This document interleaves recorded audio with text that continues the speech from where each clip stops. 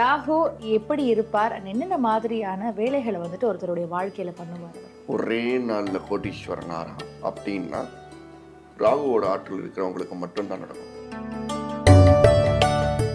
நீங்க சொல்றத பார்த்தா ராகு வந்து ஒரு டார்க் பிளானட். அதனால இந்த சூசைட், அசம்பாவிதங்கள் இதுக்கெல்லாம் வந்துட்டு ராகு ஒரு முக்கிய காரணமா இருக்காரு. முக்கியமான கிரகம். நீங்க கரெக்டா கேள்வி கேட்டீங்க. அப்ப ராகுவுடைய இந்த தாக்கத்துல இருந்து விடுபடணும்னா என்னென்ன மாதிரியான பரிகாரங்கள்லாம் செய்யணும் ஒருத்தர்? கண்டிப்பா வந்து துர்கை சம்பந்தமான விஷயங்கள். இப்போ நல்லது பண்றதா இருந்தா என்னென்ன மாதிரியான நல்லது எல்லாம் ராகு பண்ணும்? ஆன்மீகத்தை கொடுக்கும், பணத்தை அதிகமாக கொடுக்கும், இன்ஃப்ளூயன்ஸை கொடுக்கும்.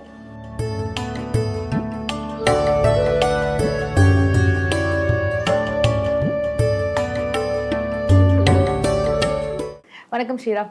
சர்வம் புவனேஸ்வரி. வணக்கம். நம்ம கேது பற்றி நிறைய விஷயங்கள் உங்ககிட்ட இருந்து கேட்டு தெரிஞ்சுக்கிட்டேன். அதே மாதிரி இப்போ ராகு பற்றி பார்க்க போகிறோம். ராகு எப்படி இருப்பார்? என்னென்ன மாதிரியான வேலைகளை வந்துட்டு ஒருத்தருடைய வாழ்க்கையில பண்ணுவார் அவர்? ஒரே நாளில் கோடீஸ்வரன் ஆறாம் அப்படின்னா ராகுவோட ஆற்றல் இருக்கிறவங்களுக்கு மட்டும்தான் நடக்கும். இன்னைக்கு நைட்டு வரைக்கும் இப்படி இருக்கேன், அடுத்த நாளைக்கு நான் பெரிய பணக்காரனாக ஆனேன் அப்படின்னா அது ராகுவால் மட்டும்தான்.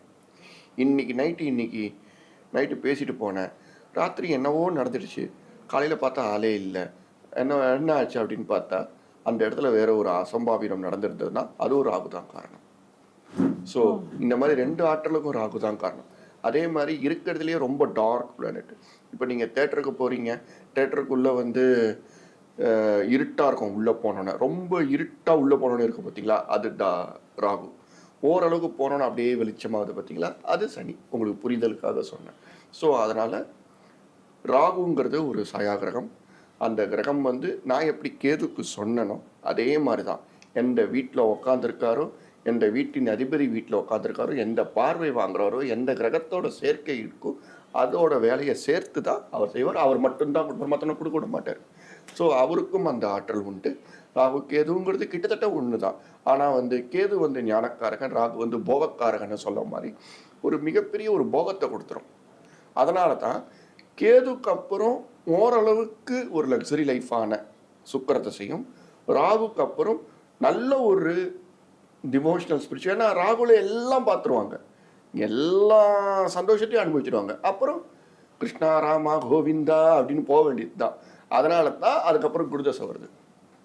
ஸோ எப்போதுமே ராகுக்கும் கேதுக்கும் அதுக்கடுத்து வரக்கூடிய சுபகிரகத்தோட ரீசன் இதுதான்.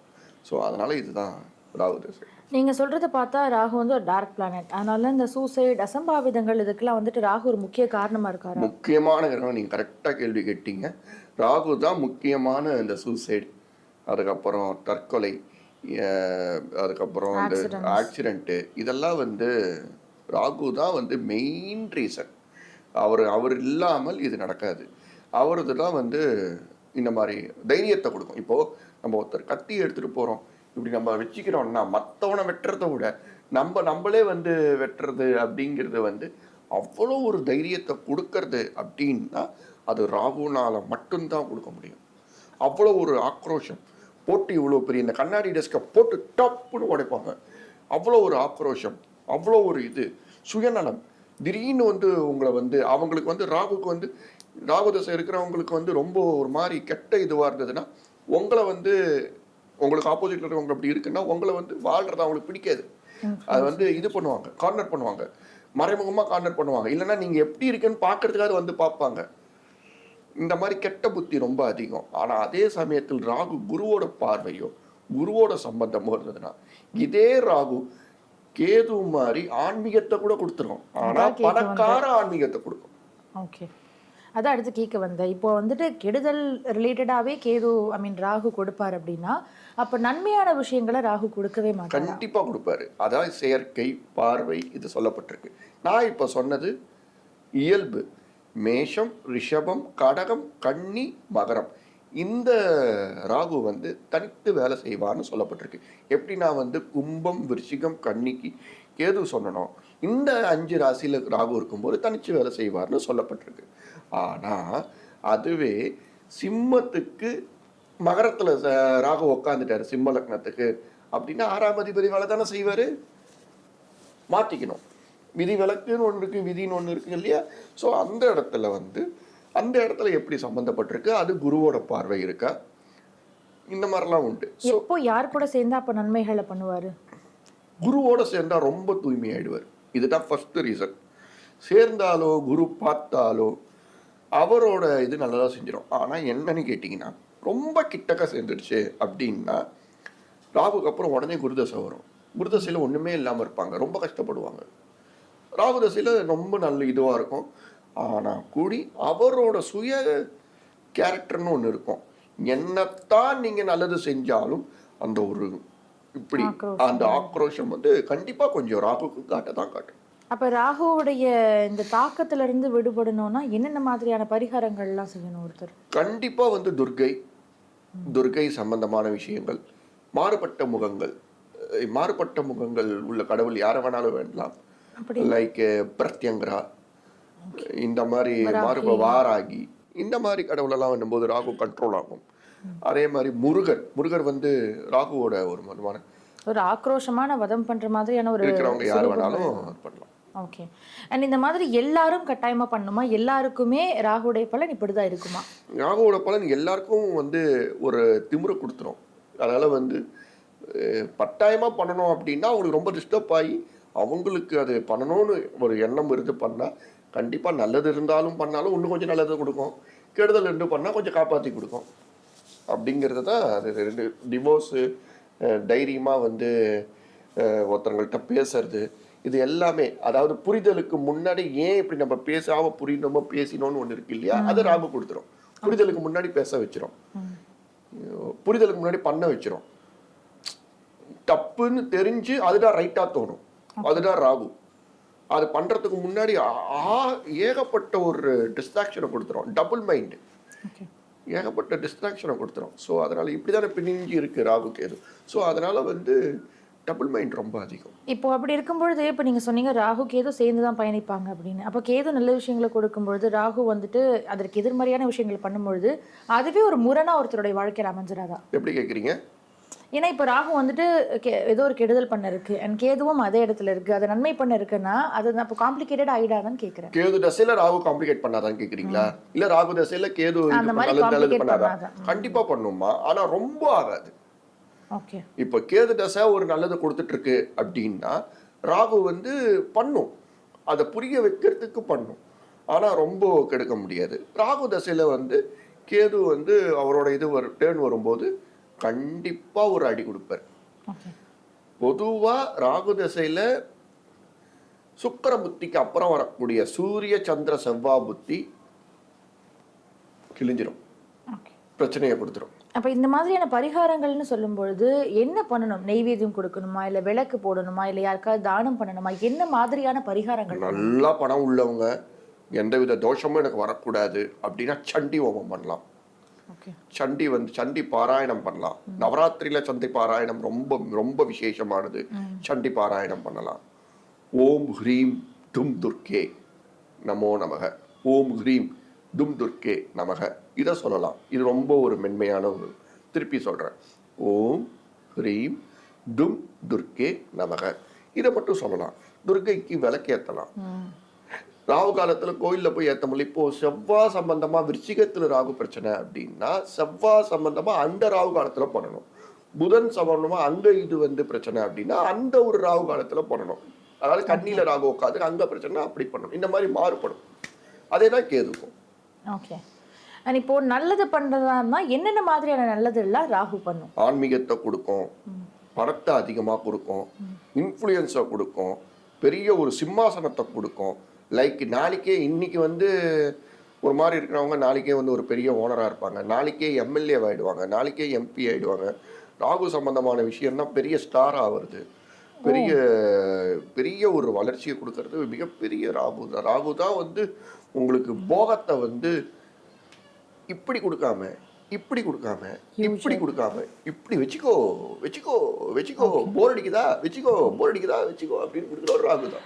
ஓகே. அண்ட் ராகு சம்பந்தமா என்னென்ன மாதிரியான கோவில்லாம் போய் பார்க்கறது நல்லது? திருநாகேஸ்வரம் கோவில் போகலாம், அதுதான் ராகுவோட ஸ்தலம். நீங்கள் அந்த கேதுவுக்கு கேட்ட மாதிரி காளஹஸ்திக்கும் ராகுவோட இதுக்கு போகலாம். இதுதான் ராகுவுக்கு மிகப்பெரிய ஒரு இது. நீங்க சொன்ன மாதிரி இப்போ கேதுக்கு வந்துட்டு பிள்ளையாரை வணங்குறது வந்துட்டு நல்லது அப்படின்னு சொன்னீங்க. இப்போ அந்த மாதிரி ராகுக்கு எந்த கடவுளை வந்துட்டு வணங்குறது நல்லதா இருக்கு? அதுதான் பிரித்யங்கரா, முருகர் இந்த மாதிரி கடவுளை வேண்டலாம். இதில் வந்து ராகு வந்து ஒரு வித்தியாசமான ஒரு ஆக்ரோஷ கடவுள் அப்படிங்கிறதுனால ஆக்ரோஷம் மிகப்பட்ட கடவுளை வேண்டது ரொம்ப ரொம்ப நல்லது.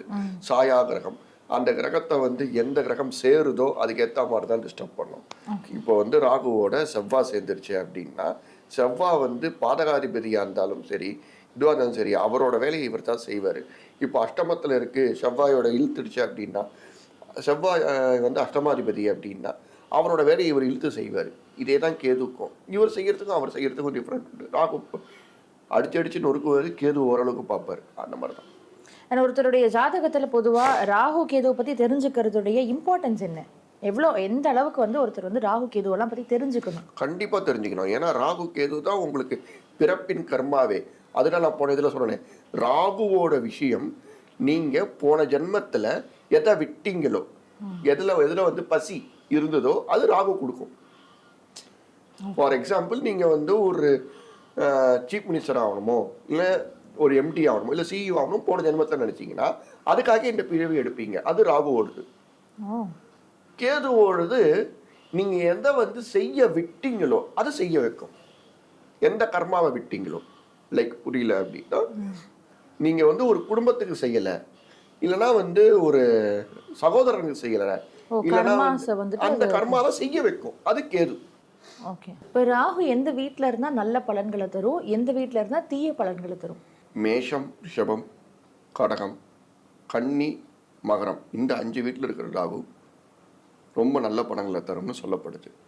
ஆனால் அதுவே நான் சொன்ன மாதிரி 8ஆம் அதிபதியாகவோ, லைக் நீங்கள் வந்து உங்களுக்கு மிதுன லக்னத்துக்கு ராகு அங்கேயே உட்காந்து சனியோட சேர்ந்துட்டாருன்னு வச்சுக்கோங்க, அப்போ அஷ்டமாதிபதி வேலையை ரொம்ப பிரகாசமாக செய்வார். அதுவே வந்து அவர் 9ஆம் இடத்துல ராகுவோடு இருக்கார் அப்படின்னா, அதுவே சனி கூட இருக்கார் அப்படின்னாலும் டிஸ்டர்ப் பண்ணும். ஆனால் அங்கே குரு பார்வையோ இதுவோ இருந்துருச்சு, அப்போ வந்து அப்பாவோட விஷயத்தை மட்டும் 9ங்கிறது அப்பா ஸ்தானம், அதை மட்டும் டிஸ்டர்ப் பண்ணும்.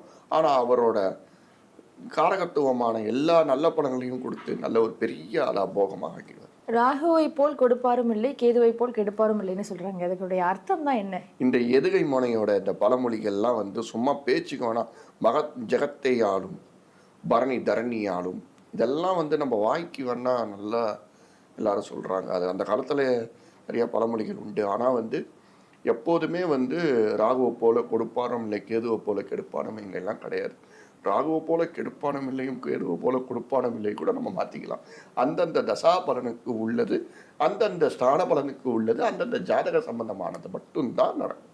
அதில் மாத்திரம் அண்ட் ராகுவை சார்ந்த ராசிகர்கள்லாம் போடும்பொழுது அதோடைய தாக்கம் ஏதாவது குறையுமா? கண்டிப்பாக கம்மியாகுமா. ஆனால் வந்து இதுவே அவர் 6ஆம் அதிபதியாக இருந்து அந்த ராசிகளில் போடும்போது இன்னும் கொஞ்சம் கெடுதலை கொடுத்துரும். அதுக்கு வந்து நல்ல அஸ்ட்ராலஜரோட அட்வைசர் தேவை. So you should consult some good astrologer and go through it. ராகுவோட கிரகணம் அண்ட் கேதுவோட கிரகணம் நடக்கும்பொழுது என்ன மாதிரியான விளைவுகளை உண்டு பண்ணும், அதே மாதிரி அதோடைய திசைகள் ஏற்படும் பொழுது என்ன மாதிரியான மாற்றங்கள் உண்டு? அவரோட சம்மந்தத்தோட கிரகம் கேட்குறீங்க இல்லையா? அதாவது வந்து ராகு அப்படின்னு வரும்போது ரொம்ப டார்க், அன்னைக்கோட கிரகணம் வந்து ரொம்ப கடினமாக ரொம்ப இதுவாக இருக்கும். கேதுவோடு இருக்கும்போது செம்மை நிறம். இது மாதிரி நான் சிம்பிளாக சொல்லணும்னா இவ்வளவுதான். அது வந்து சந்திரனோட சேர்ந்தாலும் சரி, சூரியனோட சேர்ந்தாலும் ஒரு மாதிரி செம்மை நிறமாக கொடுத்துரும். ஆனால் ராகுவோடு சேரும்போது அப்படி கிடையவே கிடையாது, ஒரு மாதிரி இது டார்க்காக இருக்கிறோம்.